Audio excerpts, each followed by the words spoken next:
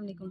अच्छा बच्चों, हमने लास्ट में यहाँ तक किया था। आज हमने क्वेश्चन नंबर 9 स्टार्ट करना है और हमारा टॉपिक है कैनोनिकल फॉर्म। सबसे पहले तो देखते हैं कैनोनिकल फॉर्म क्या होता है। कैनोनिकल फॉर्म में हमारे पास कोई भी हमें मैट्रिक्स दिया होता है, हमने उसकी कैनोनिकल फॉर्म फाइंड करनी होती है। क्या होता है कि हमने उसको लेफ्ट साइड मैट्रिक्स पी से मल्टीप्लाई करना है और राइट साइड मैट्रिक्स क्यू से मल्टीप्लाई करना है, और मल्टीप्लाई करने के बाद हमारे पास एक नॉर्मल फॉर्म आई। अब कैसी फॉर्म है वो देख लेते हैं, उसको हम कैनोनिकल फॉर्म कहते हैं। इस इनमें से कोई भी फॉर्म आ जाए, इनको हम नॉर्मल फॉर्म कहेंगे। जैसे आई आर मतलब आइडेंटिटी मैट्रिक्स, किसी भी ऑर्डर का आइडेंटिटी मैट्रिक्स आ जाए, या फिर आइडेंटिटी मैट्रिक्स आए उसका राइट साइड में कोई एक कॉलम या दो कॉलम आ जाए, या फिर आइडेंटिटी मैट्रिक्स उसके नीचे कोई रो आपके पास जीरो आ जाए, या फिर आइडेंटिटी मैट्रिक्स और राइट लेफ्ट से नीचे कोई भी आपके पास जीरो आ जाए। इनमें से कोई भी एक फॉर्म आ जाए हमारे पास, उसको हम बोलेंगे उसकी कैनोनिकल फॉर्म आ गई है। तो चलिए देखते हैं इसमें हम। क्वेश्चन नंबर 1 तो बहुत ज़्यादा सिंपल है, हम क्वेश्चन नंबर 2 करेंगे ताकि आप इजीली क्वेश्चन नंबर 1 भी कर पाए। क्वेश्चन नंबर 2 क्या है, मैं यहाँ पे लिख रही हूँ। क्वेश्चन नंबर 2 में हमारे पास लिखा हुआ है 2 1 1 और 1 1 1, मतलब कि इसमें हमारे पास क्या ऑर्डर है, 1 और 2, 2 रोज है और कॉलम्स कितने हैं, 3, मतलब ये 2 क्रॉस 3 का मैट्रिक्स है।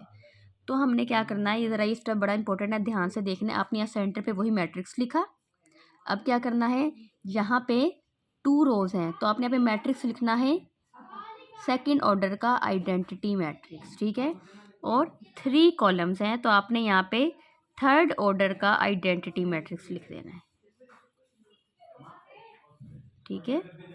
आपने राइट साइड पे कॉलम्स और लेफ्ट साइड पे रोज को देखते हुए आइडेंटिटी मैट्रिक्स लिख देना है। और बाकी हमने इस पे अब रो या फिर कॉलम ऑपरेशन लगाने हैं। कैनोनिकल फॉर्म में क्या होता है, जो हमें मैट्रिक्स दिया गया होता है हमने उसमें रो या कॉलम ऑपरेशंस लगाने होते हैं, और लगाने के बाद हमने इनमें से कोई फॉर्म बन जाए तो वो हमारे पास कैनोनिकल फॉर्म आ जाती है। और दूसरी चीज़, अगर आपने इसमें रो ऑपरेशन लगाना है तो आपने लेफ्ट साइड इस मैट्रिक्स से भी रो ऑपरेशन लगाना है, लेकिन अगर आपने कॉलम ऑपरेशन लगाना है तो आपने यहाँ राइट साइड पे भी कॉलम ऑपरेशन लगाना होगा। सबसे पहले देखते हैं, और हमने क्या करना है, इसको हमने जैसे रिड्यूस्ड एचेलॉन फॉर्म या आइडेंटिटी मैट्रिक्स बनाने की कोशिश करनी है। तो सबसे पहले हमारे पास अब आपने ये देखना है कि यहाँ पे 1 और 0 इस नाम सिर्फ 2 क्रॉस 2 का ही आइडेंटिटी मैट्रिक्स बना सकते हैं। तो उसके लिए क्या जरूरी होना चाहिए, यहाँ 1 जाना चाहिए और इसको 0 आना चाहिए। तो हम सबसे पहला स्टेप करेंगे, रो 1 और रो 2 को इंटरचेंज कर देंगे। तो हम करेंगे इंटरचेंज रो 2 बाय रो 1। तो अब देखिएगा, हम रो करेंगे तो हम इस पर भी वही स्टेप करेंगे। सबसे पहले तो यहाँ पे करते हैं, ऊपर हमने रो 2 लिख दी और नीचे हमने रो 1 लिख दी। ये एज इट इज़ ही लिखा रहेगा जैसा यहाँ पे लिखा हुआ है। और यहाँ पे रोज चेंज करेंगे, 0 1 और 1 0, ये ऐसे आ जाएगी, ठीक है। अब नेक्स्ट स्टेप हमारा क्या होना चाहिए, हमने इस 2 को 0 बनाना है। तो इस 2 को 0 बनाने के लिए हमने क्या करना है, रो 1 को 2 से मल्टीप्लाई करने के बाद रो 2 में से माइनस कर देंगे। मतलब रो 2 में से माइनस किया, रो 1 को 2 से मल्टीप्लाई करने के बाद। तो यहाँ पे मैंने लिख लिया है। क्या होगा जब हमने इसे 2 से मल्टीप्लाई किया, पहले रो 1 तो एज इट इज़ ही लिख रहेगी 1 1 1। अब रो किया तो यहाँ पे भी ऐसे ही रो 1 एज इट इज़ लिख रहेगी। क्या करना है, रो 1 को 2 से मल्टीप्लाई किया और रो 2 में से माइनस किया। जब 2 से मल्टीप्लाई किया 2 2 और 2 बन गया, इसमें से माइनस किया 2 - 2 0, 1 - 2 -1, ये भी 1 - 2 -1।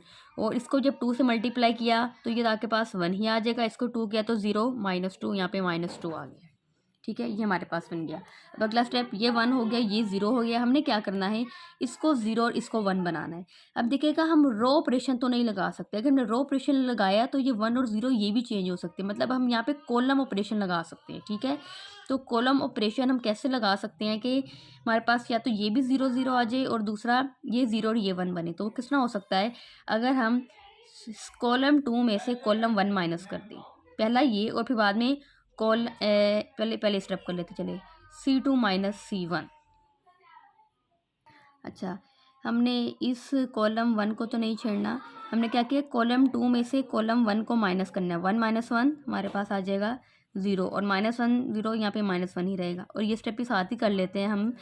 इसमें से इसको माइनस कर देंगे, हम कर देंगे कॉलम 3 में से कॉलम 1 माइनस कर देंगे। तो 1 - 1 0, और -1 - 0, यहाँ पे -1 आ गया। अब क्योंकि हमने कॉलम ऑपरेशन लगाया तो हमें यहाँ पे भी कॉलम ऑपरेशन लगाना पड़ेगा।